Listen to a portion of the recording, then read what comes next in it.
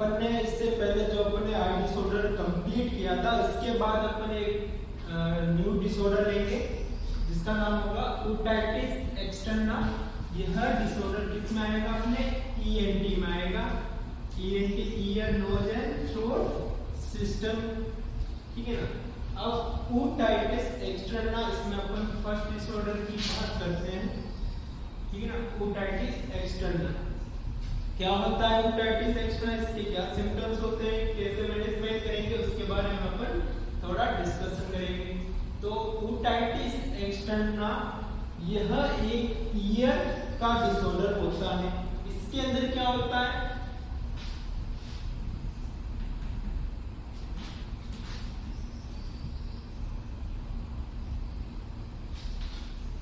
जो अपन बात करते हैं इसके अंदर, ईयर के अंदर जो एक्सटर्नल ऑडिटरी कैनाल होती है, उसके अंदर बैक्टीरियल या किसी वायरस या फंगस का इन्फ्लेमेशन हो जाना क्या कहलाएगा? अपने ओटाइटिस एक्सटर्ना। उस ओटाइटिस एक्सटर्ना को अपन एक और नाम से भी जानते हैं, क्या कहते हैं? स्विमर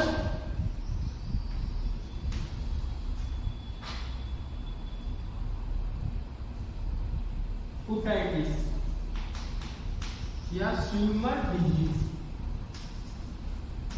इसे स्विमर ओटाइटिस या स्विमर डिजीज भी कहते हैं। क्यों कहते हैं? क्योंकि यह ओटाइटिस एक्सटर्ना मुख्यतः जो स्विमिंग करते हैं उनको बहुत ज्यादा होता है। क्यों होता है? क्योंकि जो स्विमिंग करते समय उनका जो पानी होता है वो कान के अंदर चला जाता है, जिसके उस पानी के अंदर बहुत सारे बैक्टीरिया, वायरस या फंगस हो सकते हैं जो क्या कर सकते हैं? Otitis externa. तो ये मुख्यतः कॉमन किसमें? स्विमर में देखे जाते हैं, इसलिए स्विमर ओटाइटिस या स्विमर डिजीज भी से अपन कह सकते हैं। ठीक है, अब बात अपन कुछ देखिए तो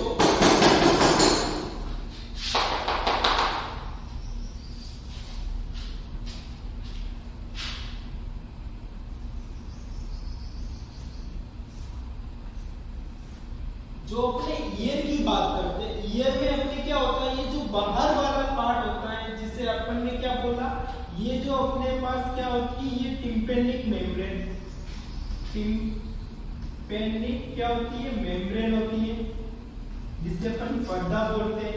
ये टिम्पेनिक मेम्ब्रेन एक ट्यूब से कनेक्ट होती है, जो बाहर अपने इनर या बाहर कार्टिलेज सा बना हुआ, कार्टिलेज का बना हुआ एक ईयर का पार्ट होता है जो उससे कनेक्ट रहता है, जिससे अपन एक्सटर्नल ईयर कहते हैं या एक्सटर्नल पार्ट कहते हैं, जो बाहर अपन को दिखाई देता है।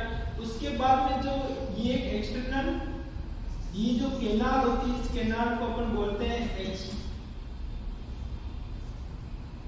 External auditory, external auditory canal. अब ये जो एक्सटर्नल ऑडिटरी कैनाल होती है, इसके अंदर जब किसी प्रकार का कोई भी पानी, वाटर वगैरह, जिसके अंदर बहुत सारे क्या हो, माइक्रो ऑर्गेनिज्म या नॉर्मल फ्लोरा या फ्लोरा होते हैं या माइक्रो ऑर्गेनिज्म होते हैं, वो यहाँ पर क्या कर देंगे? इन्फ्लामेशन कोज कर देंगे। अब इन्फ्लामेशन कोज होगा तब क्या यहाँ पे क्या इन्फेक्शन हो जाएगा। अब इन्फेक्शन होने के बाद में यहाँ इससे क्या हो जाएगा? ओटाइटिस एक्सटर्ना हो जाता है, ठीक है ना। तो ये जो एक्सटर्नल ऑडिटरी कैनाल होती है वो हमेशा किस शेप में होती है? एस शेप में होती है। किस शेप में होती है? एस शेप में होती है,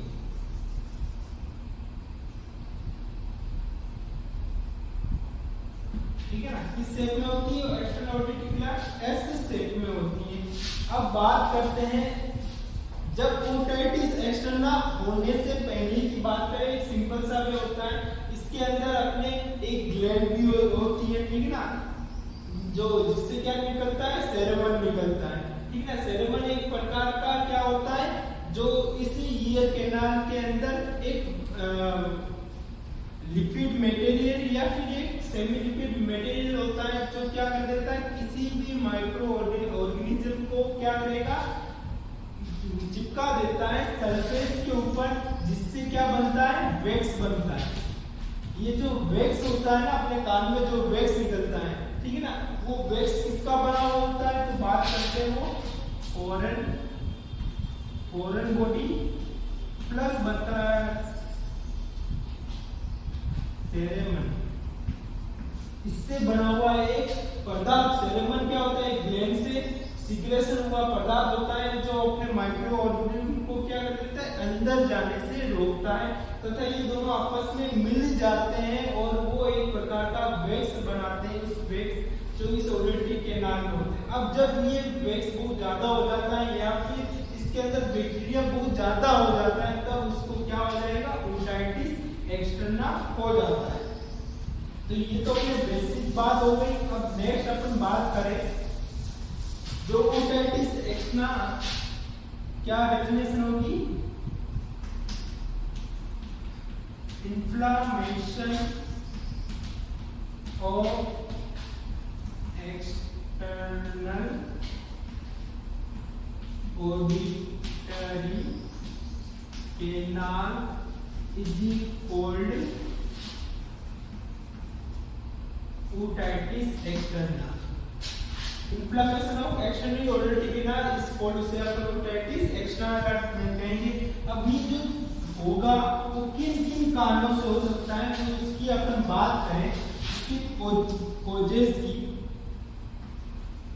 तो देखते हैं। सबसे पहला अपन बात करें तो बैक्टीरिया के कारण हो सकता है, ठीक है ना। दूसरी बात करें तो वायरस के कारण से हो सकता है। अदर बात करें तो फंगस के कारण हो सकता है, ठीक है ना। या फिर किसी इंजरी या ट्रोमा के कारण हो सकता है, किसी भी प्रकार की इंजरी या ट्रोमा से हो सकता है, या फिर, ठीक है ना। तो ये कुछ बेसिक अपने पास कोज हो गए जिसके कारण क्या होगा, ओटाइटिस एक्सटर्ना। अब बात करें बैक्टीरिया के कारण कैसे होगा, तो इससे कौन से जो बैक्टीरिया होते हैं जो क्या कोज करेंगे, ओटाइटिस एक्सटर्ना कोज करते हैं। तो उसमें अपन बात करें तो सबसे पहला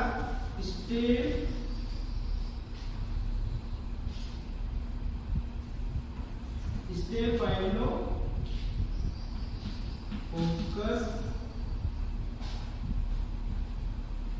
ओरियस, स्टेफाइलोकोकस ओरियस की बात करते हैं। और दूसरा होता है सूडोमोनास। तो ये जो दो बैक्टीरिया होते हैं ये मोस्टली कॉमन ओटाइटिस एक्सटर्ना कोज करने के लिए क्या होते हैं, जिम्मेदार होते हैं। कौन से दो बैक्टीरिया, जो ऐसे उसे अपन क्या बोलेंगे, अगर बैक्टीरिया से होता है तो उसे बैक्टीरियल ओटाइटिस एक्सटर्ना बोलते हैं। वायरस के कारण होगा तो उसे वायरस ओटाइटिस एक्सटर्ना बोलेंगे, और फंगस के कारण होता है तो फंगल ओटाइटिस एक्सटर्ना बोलेंगे, ठीक है ना। तो अगर वायरस के कारण होता है तो कौन से दो बैक्टीरिया जो मोस्ट कॉमनली होते हैं, स्टेफाइलोकोकस ओरियस एंड सूडोमोनास।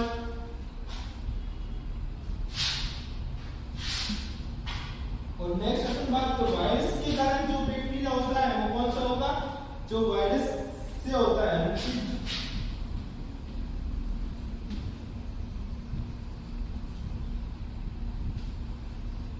इसके कारण होगा हर्पीस जोस्टर के कारण होगा। और सेकेंड है हीमोफिलस इन्फ्लुएंजा के कारण।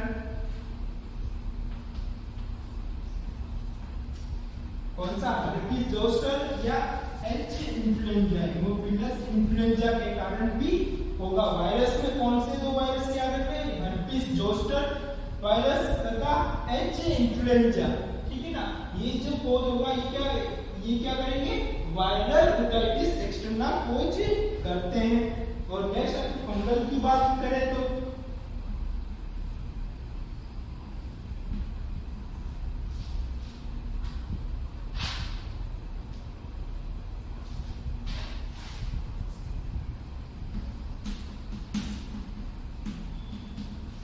क्या होगा, कैनेडिया एल्बिगेंस। कौन सा फंगस जो होता है वो ओटाइटिस एक्सटर्ना करेगा, तो कैनेडिया एल्बिगेंस, ठीक है ना। कैनेडिया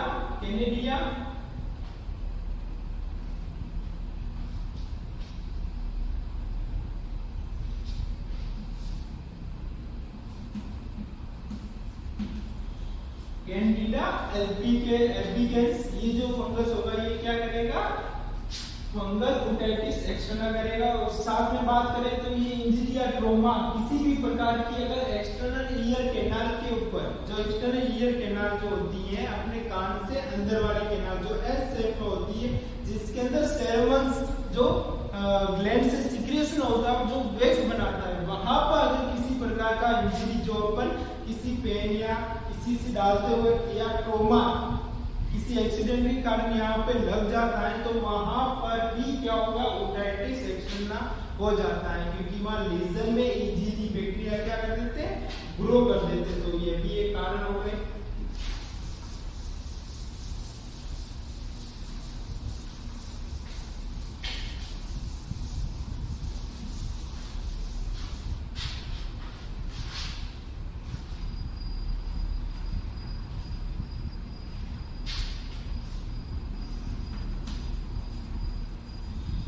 बात करते हैं अपन डायग्नोसिस। जो डायग्नोसिस अपन कैसे करेंगे, डायग्नोसिस करने के लिए अपन इसके अंदर क्या करते हैं, ओटोस्कोपी।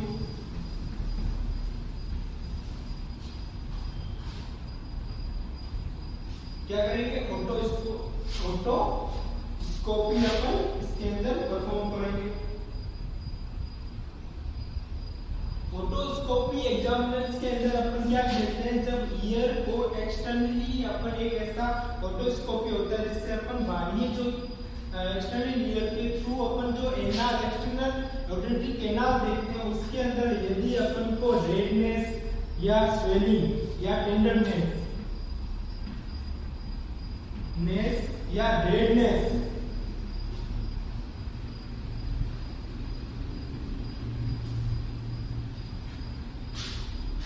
टेंडरनेस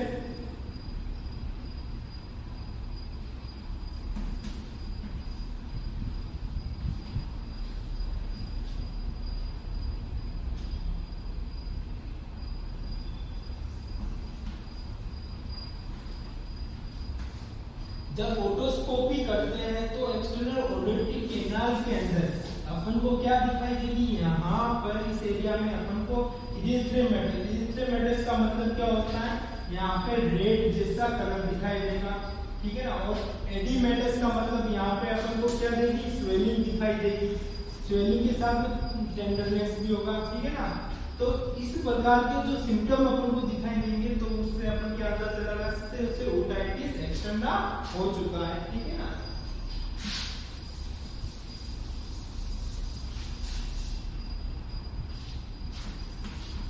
अब क्लिनिकल मैनिफेस्टेशन की बात करें तो क्या क्या सिम्टम अपन को ओटाइटिस एक्सटर्ना के अंदर अपन को दिखाई देगा।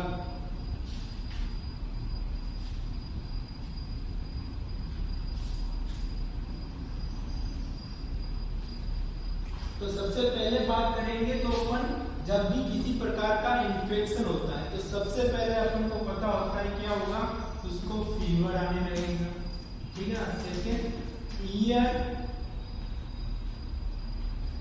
के अंदर क्या होगा, पेन होगा, ठीक है ना।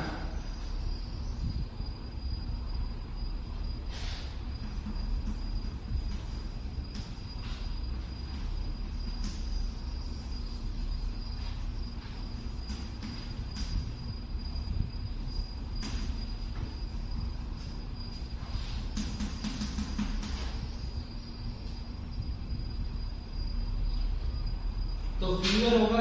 उसके बाद में अगर अपन कान में जब इन्फ्लामेशन हो जाता है तो कान के अंदर अपने जो जलने जैसा अपन को महसूस होता है, क्या कहते हैं, hot burning sensation in year में अपन को क्या लगेगा, जलने जैसा महसूस होगा। क्यों होगा, क्योंकि जब भी इन्फेक्शन होता है तो वहां पे क्या होगा, इन्फ्लामेशन एक्टिविटी स्टार्ट होगी, और जब इन्फ्लामेशन एक्टिविटी स्टार्ट होगी तो वहां पे कान में क्या होगा, ब्लड सर्कुलेशन अधिक हो जाएगा, और जहां पे क्या होगा, अपन को गरम जैसा या बर्निंग सेंसेशन भी होना लग जाएगा। इसके बाद में देखेंगे तो क्या होगा, ईयर डिस्चार्ज।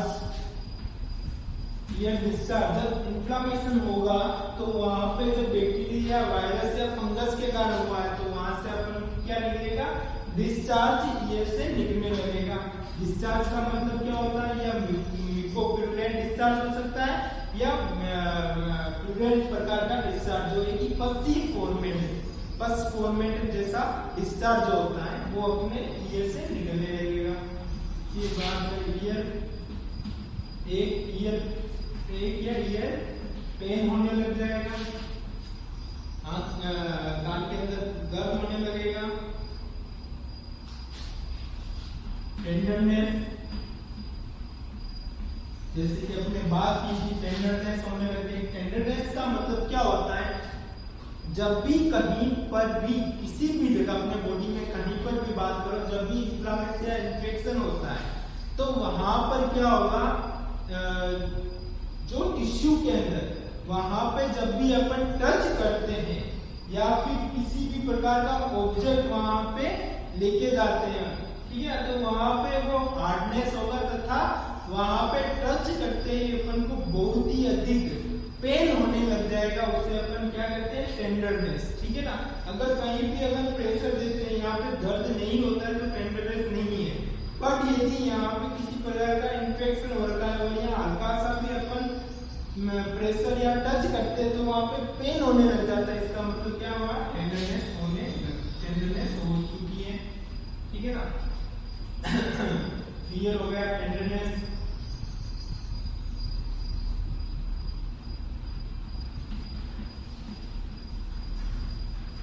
नेक्स्ट क्या होगा, एडिमाटस, कान के अंदर स्वेलिंग या सूजन भी अपन को दिखाई देगी, ठीक है ना।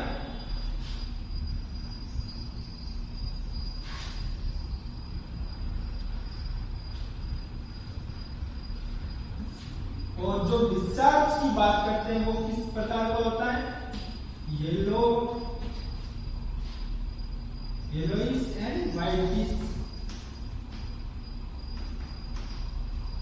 एंड व्हाइटिश कलर का क्या होगा, डिस्चार्ज सिगरेट या ड्रेनेज कान से होगा, ठीक है ना। इसके बाद अगर अपन और भी बात करें तो क्या होता है, हियरिंग लॉस। यदि अपन इसका ट्रीटमेंट नहीं करवाते तो लास्ट ऑफ ऑप्शन बहुत ज्यादा सीवियर कंडीशन में क्या हो सकता है, हियरिंग लॉस भी हो सकता है, ठीक है ना।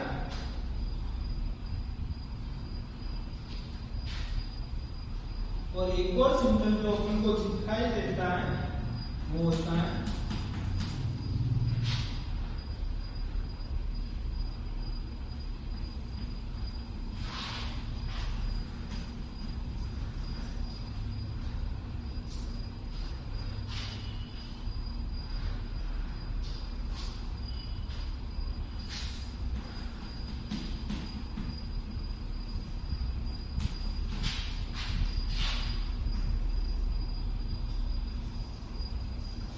क्या दिखाई देगा, feeling of fullness in year. मतलब अपन को कान के फीलिंग ऑफ फुलनेस मतलब अपन को कान में ऐसा लगा कि कुछ भरा हुआ है या अपन को बहुत ज्यादा क्या होगा, कान में बहुत ज्यादा अपन को भारीपन लगेगा। बोले तो फुलनेस, जैसे कान के अंदर बहुत ज्यादा कुछ आ रहा है। क्यों ऐसा क्यों होता है, क्योंकि वो जो कान पे जिस जगह पे एक्सटर्नल ऑडिटरी कैनाल पे जहाँ पे इन्फेक्शन हुआ है वहां पे क्या होगी, फर्स्ट एक तो वहां पे एडिमेटस सूजन आ चुकी है, उसके साथ में टेंडरनेस भी है, तो वहां पे कुछ भी टच करते ही अपन को पेन होगा और स्वेलिंग के कारण अपने कान में जो आवाज, जो वाइब्रेशन, जो अपने आवाज आती है वो भी क्या होगी, कम जाएगी एडिमेटस के कारण। इसलिए अपन को कान कैसा दिखेगा, भारीपन या feeling of fullness in year, ये भी अपन को दिखाई देगा। तो ये कुछ अपने सिम्टम होते हैं जो अपन इसके अंदर देखेंगे, ओटाइटिस एक्सटर्नल।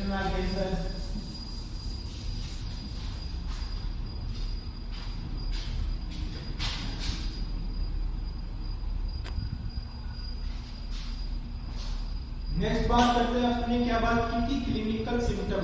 अब जब अपने बात की थी तो एक्सटर्नल, जब ओटाइटिस एक्सटर्नल हो जाता है तब अपन उसके अंदर क्या ट्रीटमेंट देंगे। जब जैसे अपन को सिम्टम उसमें स्वेलिंग, टेंडरनेस तथा इन्फेक्शन हो चुका है तो अपन सबसे पहले क्या करेंगे, यदि ईयर के अंदर बहुत ज्यादा ईयर ब्लॉकेज हो रखा है जिसके कारण अपन को fulfilness, feeling of fullness in year, भारीपन महसूस होता था उस पेशेंट को, तो अपन क्या करेंगे, should be year irrigation perform करेंगे। क्या परफॉर्म करेंगे, ईयर इरिगेशन इरिगेशन परफॉर्म करेंगे। ईयर इरिगेशन में क्या करेंगे,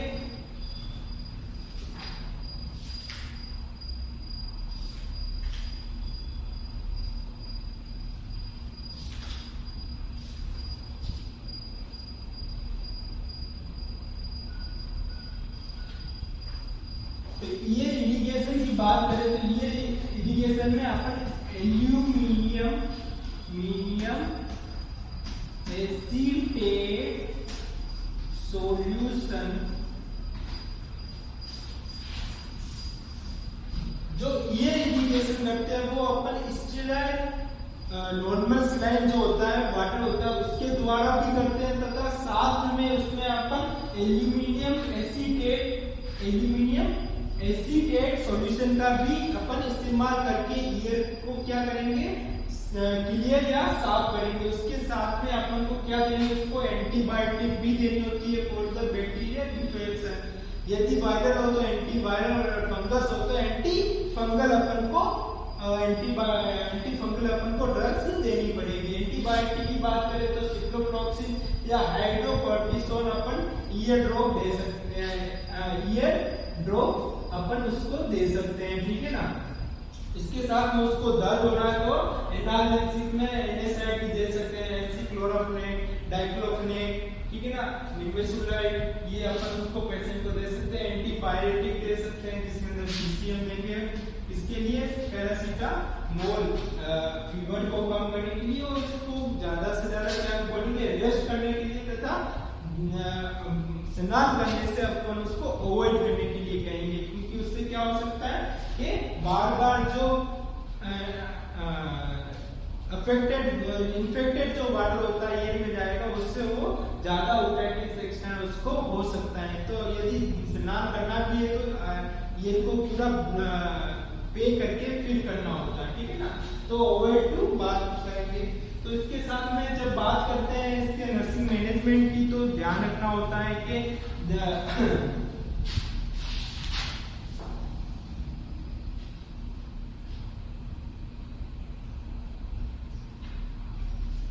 और जब भी अपन को इसकी सफाई करनी होती है तो डॉक्टर के द्वारा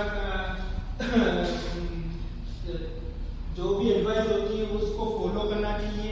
जब भी काम नहाते समय अपन को क्या करना चाहिए, कॉटन बग से अपन को ईयर ब्लॉक करना चाहिए और ताकि उसके अंदर पानी ना जा सके, तथा अच्छे से अपन को क्या जो भी होता है मेनली जब रेस्ट जो होती है ज्यादा हेवी एक्सरसाइज, जब भी ओटाइटिस एक्सटर्ना हो तो ज्यादा एक्सरसाइज नहीं करनी चाहिए, जिससे कि एक्सटर्नल एक्सरसाइज ज्यादा करने से क्या होगा, ईयर पे प्रेशर पड़ेगा, जिससे वापस वो कंडीशन सीवियर स्टेज में जा सकती है।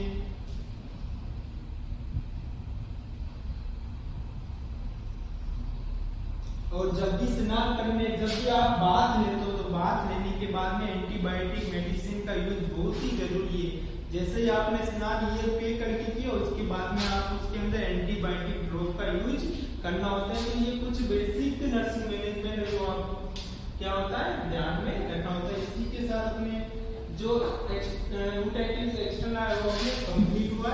नेक्स्ट अपन ओटाइटिस मीडिया के बारे में कल बात करेंगे।